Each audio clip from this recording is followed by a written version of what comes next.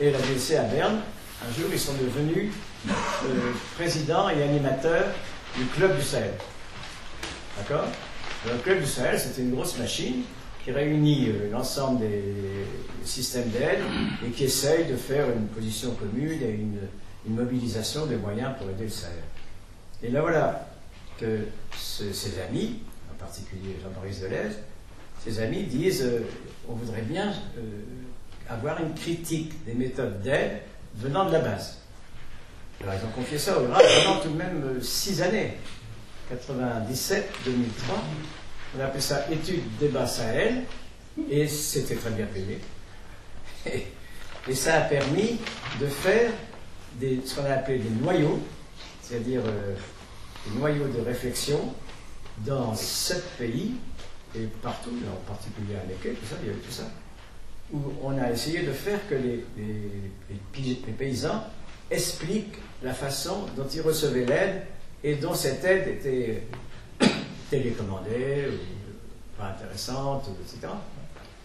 Mais on s'est présenté ensuite avec les résultats de ça, qui étaient épais et nombreux, parce que tout à fait ce que vous avez là au milieu, c'est notre force essentielle extérieure qui l'a fait, comment épauler l'ensemble de leurs initiatives, la concertation au sein d'une communauté rurale, préparer la mise en œuvre de la convention. Il y en a comme ça, là, des outils, je pense que c'est 40, 30, 37 ou 40, je ne sais plus exactement, ça il faudra le marquer. Donc il y a tout un paquet d'outils, hein, comment tu disais? 31 outils qui étaient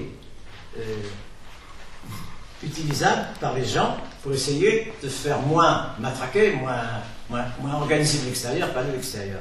Mais du côté de l'aide extérieure, ben, malgré le début de mes cheveux blancs, malgré la confiance de la Suisse, on a fait une grande réunion à Yverdon, Club du Sahel, des gens qui venaient du Canada, etc.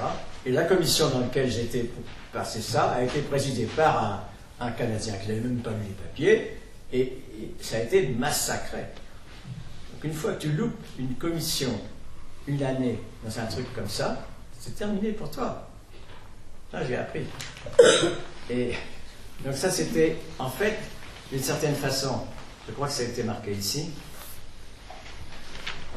EDS, étude débat Sahel, le plus gros effort postérieur à 6S que l'on ait fait pour diffuser les expériences montrant qu'on ne peut faire autrement de la coopération avec le monde paysan, le dernier gros effort, car les résultats n'ont pas été mis en valeur. Donc ça, c'est une des grandes difficultés, c'est la même difficulté qu'on trouve pour vos histoires de droit des paysans. C'est comment faire passer ça dans les institutions, qui sont tout à fait allergiques à toute innovation qui pourrait bouleverser un peu leur truc. Hein.